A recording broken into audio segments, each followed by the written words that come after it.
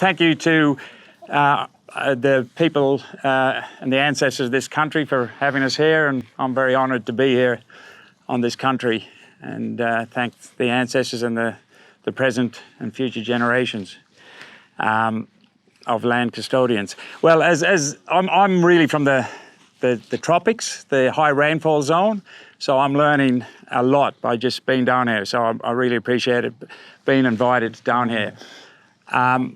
I guess my You might have to get closer to the mic. right.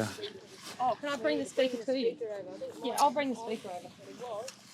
I guess why I'm here is to sort of demonstrate a better way or a more efficient way of getting seed in the ground and creating soil cover or maintaining soil cover.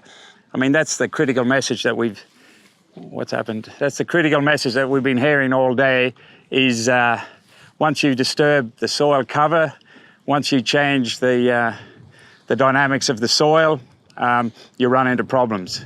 You get higher rainfall velocities, higher volumes, and that obviously leads to erosion and gullying and drying out of the rest of the landscape.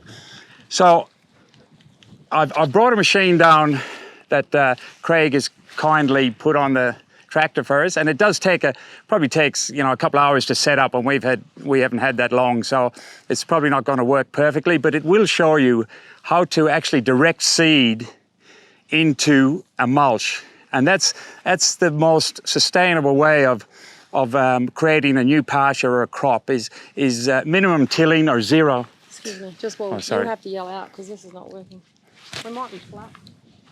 Anyway, I think people can hear me. So we'll get Craig to drive the machine. We'll put it through its paces here, but because that soil has already worked, you really don't need a zero-till machine. What you need is seed in that as quick as possible, and you need it harrowed in lightly, so there's a bit of a seed bed created, and there's some seed-soil contact. The objective of this machine is if you've got a mulch area of weeds and not enough good native pasture, you can sow directly into this type of mulch and get establishment without working the soil any further. So we'll demonstrate that. But Carl asked me, would I run the planter through there but normally, all I'd do is I'd use some of these tools here, depending on what size of operation and what area you had to cover. If you had no quad bike or no means of getting seed out quickly, you can use a simple little tool like this. It's an organ grinder thing. It's about $200. It's you just put as much seed as you can carry, about 15 kilos. You can mix it with seed and fertilizer, and you just walk through. Open up the chute, and you just walk through that 3 times, and you'd have seed in the if I open it more.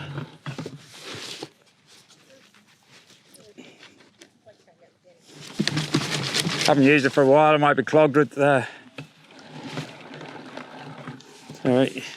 kids and toys. Anyway, here we go. Anyway, you get my drift. I think there we go.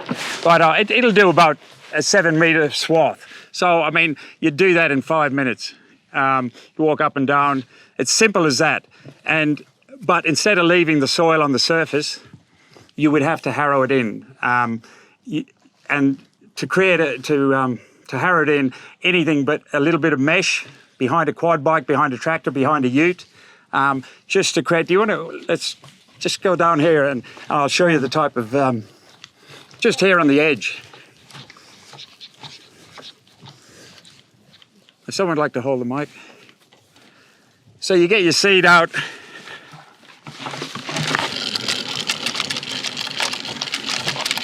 All right, now you can calibrate that a lot better. You just put an X number, then you'd walk at, 10 metres or 20 metres a minute or something like that. You just calibrate it, but you can't leave the seed like that. You would have to harrow it in, you know, and it's as simple as, you know, making up a bit of mesh, arc mesh, with the ends turned down, and all you do is rake that. And if you come here and have a look, the seed on the surface, and you just harrow through that, and you're getting that seed soil contact. Simple as that, you know. If you leave it on the surface, one, it can be predated by ants. Two, you might get a small scud, and it germinates, but it's got nothing to hold on to. It's not in the soil. So just simple things like that, and you'd have this sort of seeded in, you know, in an hour, half an hour, harrowed in, and Bob's your uncle. I've got another seeder up there. I'll just grab it.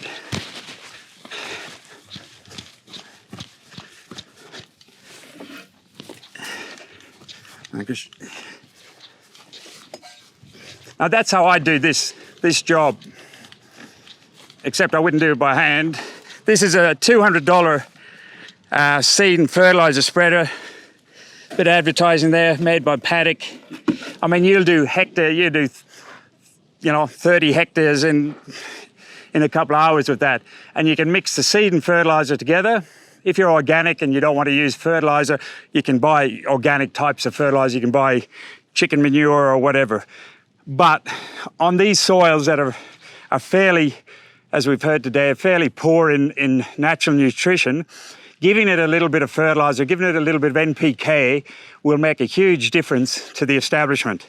So you put that on your quad bike, put your seed and fertilizer, mix it all in together, and you could have your little harrows drag behind your quad bike. And you'll do this in 5 minutes, up and down. And when you want to look at the surface, you just have a look and you make sure that there is a little bit of seed visible on the surface, but there's not very much. You know, that most of it is covered. There's a bit of seed soil contact. So when the soil gets wet, and the seed is buried to 5 mil or 5 to 7 mil, something like that. There is that contact there. It's not going to just germinate and dry dry off in the first day or so. And then if you get a follow-up rain, well, your establishment will be so much better. But with seed, make sure you buy quality seed. Make sure you get a seed analysis, because if you ask for X seed, Bothri Cloa seed, from a seed company, they'll sell it to you, but they won't necessarily do a seed germination on it. They won't necessarily do a weed seed count. So you want to buy quality seed. And when you're sowing, you don't want to skimp on the volume of seed either. You want to put out, seed is cheap. A seed establishment failure is expensive. So if the department recommends, 5 kgs of seed, put 10 kgs of seed out. It keeps people like me in business and the seed companies.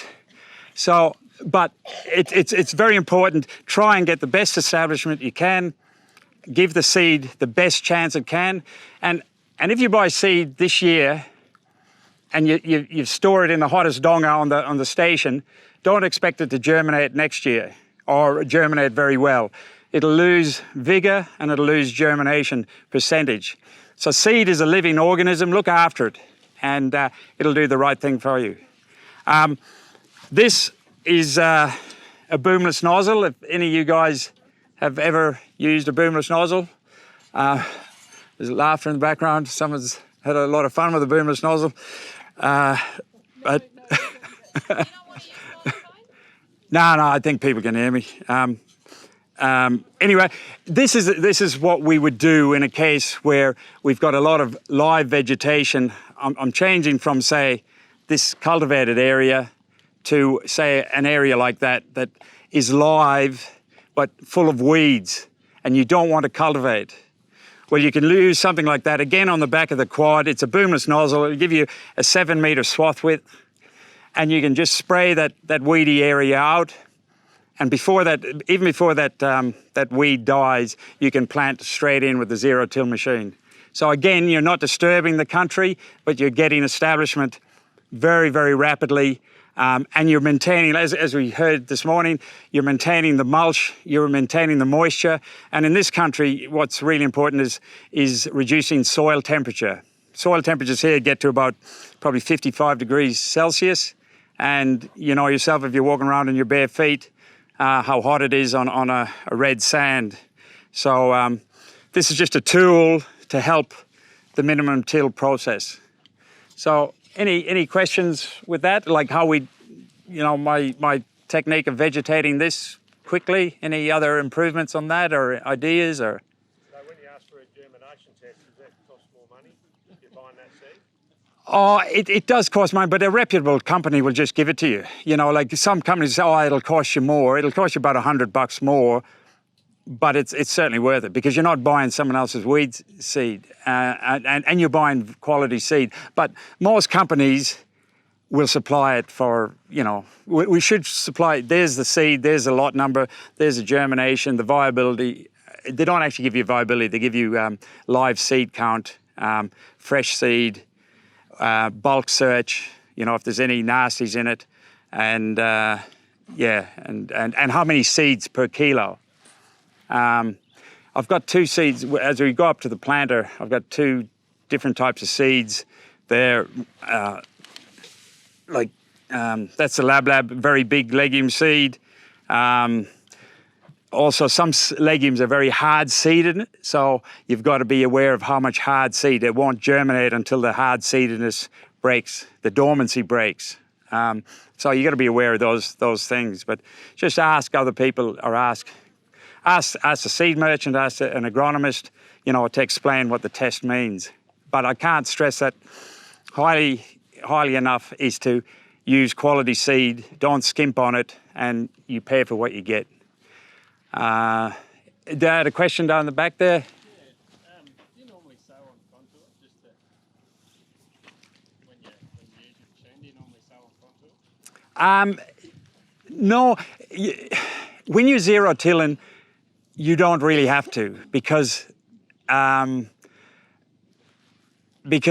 you're relying on the mulch and the lack of disturbance to hold the soil and to hold everything together. If you've got sloping country, and if you're sloping country, high rainfall, and your country is bare, definitely sow on the contour. Yeah. But you get away with sowing, you know, on all types of country when you're minimum tilling, and you'll have the least runoff with the most mulch. You know, but it's a good question, especially if you've cultivated country and it's bare like this. Definitely, you know, sow on the contour, don't sow up and down the slope, or you know, yeah. What sort of costs per hectare are we talking about for the running the machine and the seed? Like these type of stuff, or the zero till. It just really depends on what seed you're planting, because each seed is different. I mean, this is Rhodes grass, which is a commonly grown hay crop. I mean, that's $9 a kilo, and you sow it at 30 kilos a hectare for a Rhodes grass crop. But your native seeds, which are very hard to harvest, they're harder to process, they might be $200 a kilo. But you're not sowing, you know, 50, 60 hectares, or you might be, but the cost is going to be way up there. Running a machine like that is probably half the cost of cultivating and working, you know, burning diesel. I mean, it burns about, you know, a third of the diesel of a full cultivation type process. You know, you know, when you're talking about cost per hectare, if you're going from a full cultivation, you've got several, maybe 2 or 3 cultivations, big, heavier machinery, more labour. So you've got to count the labour hours into seeding, harrowing. With this, in most cases, you've got a 1-pass spray operation, with glyphosate or a knockdown, and then you got one plant operation. But the seeding costs, the fertiliser costs will be all the same. But to put in an improved pasture, fully improved pasture, I mean, and this isn't the topic of this this rangelands field day, but a full could cost you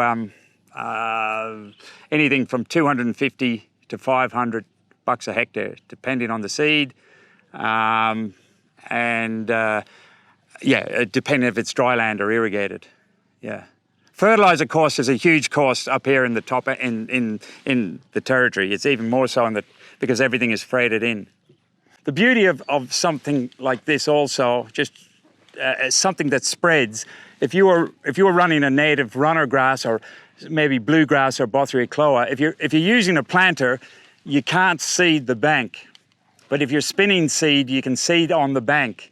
And if you can get seed established on the bank, because the water seeps in and goes up the bank a little bit, and in a big flood goes right to the top of the bank, and that seed germinates, it'll help protect that bank and hold that bank.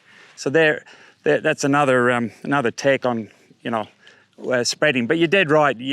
I'm not down here to tell people to plant thousands of hectares zero till. Yeah, and you do need that follow-up rain as well. Like, one rainfall event isn't necessarily going to do it unless it does hold water for an extended period. But listen, it's hot and people are standing in the sun. We'll just get this tractor. It looks as if all the discs are bent because they're all on a funny angle. But that's sort of a novel trait of this particular machine in Canada. And there's a Western Australian company that market them and make machines with over 120 of these units on them. They're 60-metre wide machines, like incredible machines. They're designed to cut a slot at an angle. The air seeder blows the seed down, pretty simple mechanism, blows the seed down into that little slot, and there's this press wheel. They're adjustable press wheels. That shuts the slot shut, and to demonstrate, just all it's doing is opening a slot like that, and while the slot has been opened, while the discs go through, the seed is dropped there, and the press wheel comes and shuts it. And in a lot of cases, you can't really see where this has been. So it's sort of what you'd call a true zero-till machine. There's other modifications where there's a disc in front and then there's a tine following behind, but you can see the tine, and the tine is the actual opener, and then the seed is dropped in behind the tine. But this is commonly called a double disc opener, 2 discs at the front. Simple machine. I could make this into 4 times as wide by just putting another toolbar and just adding more components of this, obviously so the reason why this is very popular in the territory, these types of machines, is because we get anywhere between 800 and 1700 mils of rain in the cropping area, and where our improved pastures are grown. So you can imagine a cultivated or an opened up soil like that, and it gets 1200 mil in less than a 3-month period, and that falls in dollops of 100 mil, 150 mil at a time. Any slight slope, massive sheet erosion, and this is really the only thing that. We don't get dollops of 150 mil. yeah. But you got lovely mulch here, and I love the mulch. Yeah. So anyway, I'm going to get my trusty assistant Craig to just run this.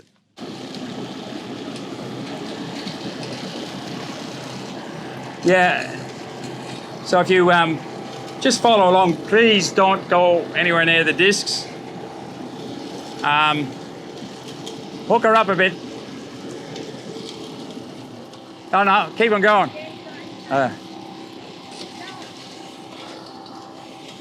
Righto. Now, if you dig in, a good question, is this used for trees, shrubs? Yeah, definitely. You just use I could shut off all those except maybe two of the discs, and plant acacia, and it'll plant seed as fine as is nearly as fine as dust. There's a grass called teff grass, and it's a really, really fine seed, and it'll plant that at that depth. So you can use it, yeah. Same technology, really. And you can buy single rows of these types of machines. Yeah. Most of the seed companies will process native grass if they've got enough quantity of them. Like it's a numbers game. But they'll do anything for a price. But the pelleting, it'll turn out something like this. That's a very fine Rhodes grass seed, but it's just covered with a clay coat. There might be a little bit of fertilizer in that. But that's what it'll turn out like. If that, at least you can spin that out and it's got some ballistic to it. But if that was fine unpelleted, it would just sort of go on there. So it flows through the machine. The things with the issues with non-pelleted seed is that it bridges in the box, forms a bridge, and it just won't flow. And if it's that's driven by gravity into a wind chamber, if you like. But some planters, it's just gravity, and there's not enough force and not enough weight in the seed to feed into the tube. So it just sits there and nothing happens. Whereas that you put that into a box, just a normal seeds box, it'll flow, and that's how you'll get native grasses treated. But it will be, expensive. Yeah. Well, thank you very much for attending and sort of listening to me if you got any other questions, give them to Emily. But thank you all for your attendance, and hope you have a good night tonight. Yeah.